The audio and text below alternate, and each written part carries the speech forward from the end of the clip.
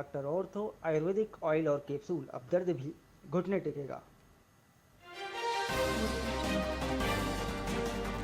PM Modi ने दिल्ली वालों को दी 11,000 करोड़ की सौगात। द्वारका एक्सप्रेसवे और यूएसईआर सेकंड हाईवे का उद्घाटन। एनसीआर में ट्रैफिक और सफर दोनों होंगे आसान।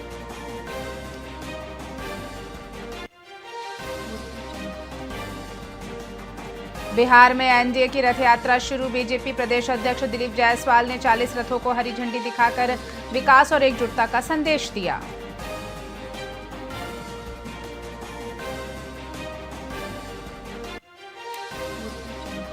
जयपुर में 4 घंटे पैसेंजर्स को फ्लाइट में बैठाए रखा। रनवे पर तकनीकी खराबी आई। 15 घंटे बाद भी उड़ान नहीं भर पाई फ्लाइट।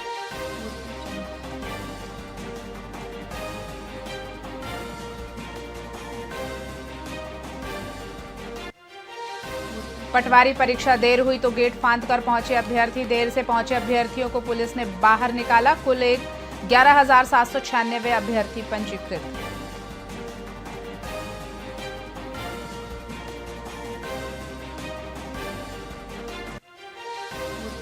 और सीकर में 6 साल बाद फूटी 25 फीट ऊंची दही हांडी। बार बार गिरती रही गोवंदाओं की टोली। गलियों में गूंजी श्री कृष्ण जन्माष्टमी की गूंज।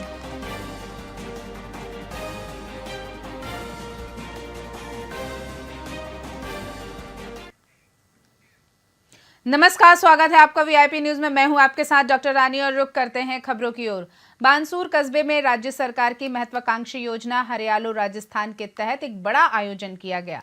इस कार्यक्रम में वृक्षारोपण के साथ एक मुफ्त नेत्र जांच और रक्तदान शिविर भी लगाया गया। ये पहल अस्पताल के पूर्व मुख्य चिकित्सा अधिकारी डॉक्टर डीआर यादव द्वारा की गई थी। डॉक्टर यादव ने बताया कि उन्होंने समाज सेवा की भावना से ये शिविर लगवाया है ताकि जरूरतमंद लोगों को मदद मिल सके। उन्होंने कहा कि आज की युवा पीढ़ी और बुजुर्ग दोनों ही आंखों की समस्याओं से जूझ रहे हैं, इसलिए नेत्र जांच शिविर की विशेष जरूरत थी। देखिए, मैं जब से सेवानिवृत्त हुआ हूँ तब से और पहले भी मैं जन सेवा करता ही रहा हूँ। और ये मेरा उद्देश्य था इसमें कि हमारे यहाँ जो अब युवा पीढ़ी है जो मोबाइल का इसका बहुत यूज़ कर रही है, बुज़ुर्ग हैं जिनको दिखाई नहीं दे रहा, ये सोच करके मैंने जन सेवा के लिए आज ये आई कैंप और एक्सीडेंट की रेट बहुत ज़्यादा बढ़ रही है, इसलिए रक्त की बहुत आवश्यकता पड़ रही है। ये जन सेवा सोच करके मैंने ब्लड डोनेशन कैंप और आई कैंप रखा है। देखिए, भारत सरकार के गृह मंत्रालय के वाइब्रेंट विलेज कार्यक्रम के तहत राजस्थान के सीमावर्ती जिलों से 4 सरपंचों को इस साल स्वतंत्रता दिवस समारोह 2025 में विशेष अतिथि के रूप में दिल्ली बुलाया गया था। इन सरपंचों का चयन उनके गांवों में विकास कार्यों, महिला सशक्तिकरण और देशभक्ति की भावना को बढ़ावा देने के लिए किया गया था। दिल्ली से लौटने के बाद 12 अगस्त 2025 को इन सभी सरपंचों ने जोधपुर में सीमा सुरक्षा बल बीएसएफ के महानिरीक्षक एमएल गर्ग से मुलाकात की। महानिरीक्षक ने सरपंचों को उनके सम्मान के लिए बधाई दी और उनके गांवों में किए जा रहे नवाचारों और विकास कार्यों के बारे में जानकारी भी ली।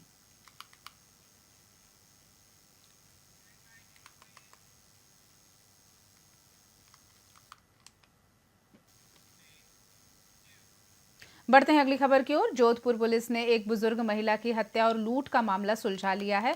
पुलिस ने इस जघन्य अपराध को अंजाम देने वाले आरोपी अशकर को गिरफ्तार कर लिया है। आरोपी ने बताया कि उसने ये वारदात अपना कर्ज चुकाने के लिए किया। पूछताछ में आरोपी ने अपना जुर्म कबूल कर लिया।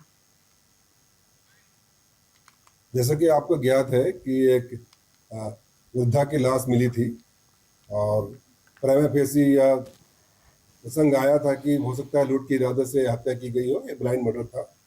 और उसको इन्होंने सीसीटीवी फुटेज के आधार पर और जो अन्य जो तकनीकी विश्लेषण होता है उसके आधार पर थाने स्तर पे और सर्किल स्तर पे इन्होंने जांच की है और जो तकनीकी अन्वेषण भी इसमें उपयोग किया गया है, उसके बाद इस निष्कर्ष पे पहुंचे हैं कि यह हत्या है लूट के इरादे से की गई थी। और जो मंगतू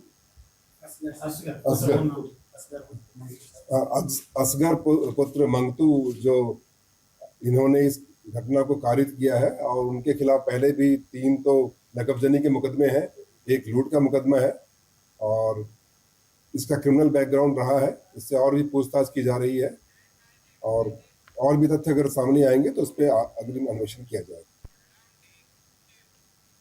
स्वर्गीय तोलाराम जी सुराणा की पुण्यतिथि के अवसर पर एक रक्तदान शिविर का आयोजन किया गया, जिसमें युवाओं ने बढ़ चढ़कर भाग लिया।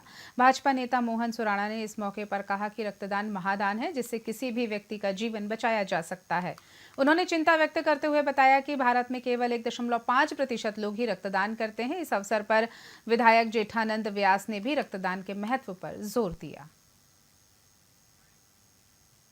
मेरा लक्ष्य है रक्तदान शिविर लगाना, प्रयास करना और सबके प्रयास से अच्छा होना चाहिए। लक्ष्य निर्धारित इसलिए नहीं कर सकते कि रक्तदान बाजार में नहीं मिलता है, न किसी फैक्ट्री में पैदा होता है, इंसान से इंसान काम आता है। मेरा ये कर्तव्य है कि मैं सब लोगों को प्रेरित करूं और कितना यूथ ब्लड होगा ये प्रभु के हाथ में है। मेरे पिताजी ने हमेशा सिखाया है कि दान करो, कभी मुंह मत खोलो, किसने दिया किसने नहीं दिया। यही प्रेरणा लेकर मैं आगे कार्य कर रहा हूं और निश्चित रूप से रक्तदान महादान मैं सभी बीकानेर वासियों से निवेदन करूंगा कि कल मैं देख रहा था सोशल मीडिया पे कि भारत के अंदर मात्र 1.5% ही रक्तदान होता है। ये थोड़ा चिंता का विषय है। स्वर्गीय श्री तोलाराम जी की स्मृति में उनके पुत्र और उनके परिवार, उनके पुत्र मोहन जी सुराणा ने रक्तदान का शिविर रखा है। यह बहुत ही समाज के लिए, व्यक्ति के लिए महत्वपूर्ण है। और यह जो मोहन जी ने रखा है, मैं सोचता हूँ अपने माता पिता से बढ़कर जीवन में कुछ नहीं होता, और उन्होंने अपने पिताजी के इस स्मृति दिवस पे रखा है। मैं उनको धन्यवाद देता हूँ और समाज को एक मार्गदर्शन देने वाला भी कार्यक्रम है। यह जो रक्त है किसी के जीवन को बचाने के लिए बहुत महत्वपूर्ण है, इसलिए हम कहते हैं रक्तदान महादान। मेरा लक्ष्य है। कृष्ण जन्माष्टमी के पावन पर्व पर जोधपुर के इस्कॉन मंदिर में श्रद्धालुओं का सैलाब उमड़ पड़ा। सुबह से ही हजारों भक्त भगवान कृष्ण की एक झलक पाने को आतुर दिखे, जिससे पूरा मंदिर परिसर हरे रामा हरे कृष्णा के जय घोष से गूंज उठा। इस्कॉन मंदिर के संचालक सुंदर प्रभु ने बताया कि हर साल की तरह इस साल भी जन्माष्टमी का उत्सव बड़े ही धूमधाम और हर्षोल्लास के साथ मनाया जा रहा है।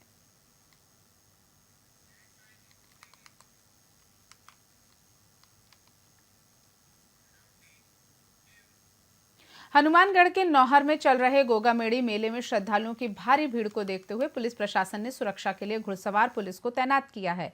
ये पुलिसकर्मी भीड़ नियंत्रण और आपराधिक गतिविधियों पर नजर रखने में मदद करेंगे। गोगामेड़ी थानाधिकारी लाल बहादुर चंद्र ने बताया कि अष्टमी और नवमी जैसे खास दिनों में ज्यादा भीड़ होती है, इसलिए इन घुड़सवार पुलिसकर्मियों को लगाया गया है। ये घुड़सवार पुलिसकर्मी केवल सुरक्षा ही नहीं बल्कि आपातकालीन स्थिति, यातायात प्रबंधन और पारंपरिक अनुष्ठानों में भी सहयोग करेंगे।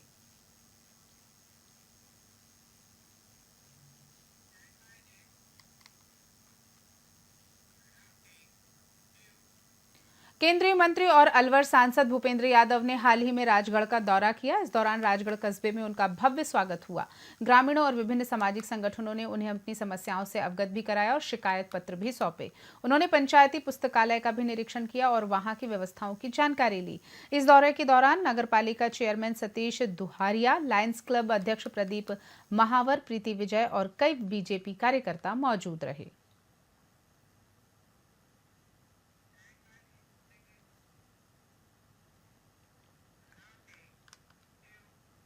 कृष्ण जन्माष्टमी के अवसर पर नंदोत्सव मनाने के लिए विभिन्न कृष्ण मंदिरों में जगह जगह सजावट कर झांकियां सजाई गई हैं। कृष्ण भगवान के झूले विशेष आकर्षण के केंद्र रहे।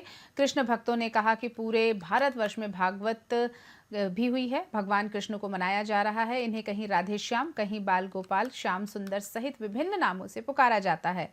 रविवार सुबह से ही कृष्ण मंदिरों में भक्तों की भीड़ देखी गई। और तुलसी पुत्र की जो जन्माष्टमी है वो बहुत सालों से प्रसिद्ध है। दूर दूर से यहाँ पे लोग आते हैं देखने के लिए और सभी लोग आते हैं। जब से पंडित जी सेवा कर रहे हैं, सभी लोग अपने अपने कार्य में लगे हुए हैं और झांकी की ज़्यादा सजाई है। स्कूल के बच्चे भी यहाँ पे आते हैं, सभी लोग देखते हैं और मतलब इसका आनंद लेते हैं। सभी मतलब प्रभु की रस भक्ति में मतलब डूब जाते हैं।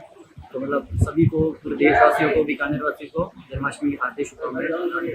प्राचीन मंदिर बीकानेर का जो कि ट्रस्ट के द्वारा संचालित है और बहुत बढ़िया भव्य यहाँ पर श्री कृष्ण भगवान की रास लीलाओं का वर्णन करके उनको सजाया गया है और भक्तजन सभी यहाँ पधार रहे हैं। जय गुरु श्री कृष्ण सबका कल्याण करेंगे, ऐसी मैं विश्वास व्यवस्था करता हूँ। सारे देश का कल्याण हो, सनातन धर्म की जय, गौ माता की जय, जय श्री नंद के अनंत भयो जय की जय। अजीतगढ़ पुलिस और सीकर की जिला स्पेशल टीम ने संयुक्त कार्रवाई करते हुए अवैध शराब की बड़ी खेप पकड़ी है। पुलिस ने शाहपुरा रोड पर नाकाबंदी के दौरान एक मिनी ट्रक को रोककर तलाशी ली। ट्रक के ऊपर की तरफ फ्रूटी और जूस के कार्टून रखे हुए थे, लेकिन गहन पूछताछ और जांच करने पर इनके नीचे लगभग 269 कार्टून अवैध शराब मिली। इन कार्टून में कुल 3218 बोतलें पाई गईं। पुलिस ने ट्रक चालक ईश्वर बलाई निवासी पाटन ब्यावर को गिरफ्तार कर लिया।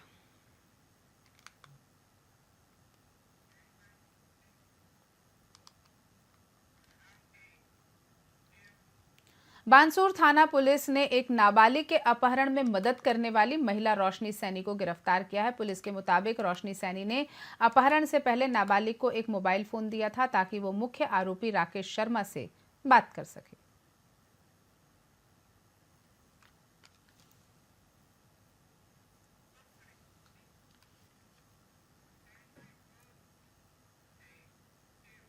खबरों में फिलहाल इतना ही। आप देखते रहिए वीआईपी न्यूज। नमस्कार।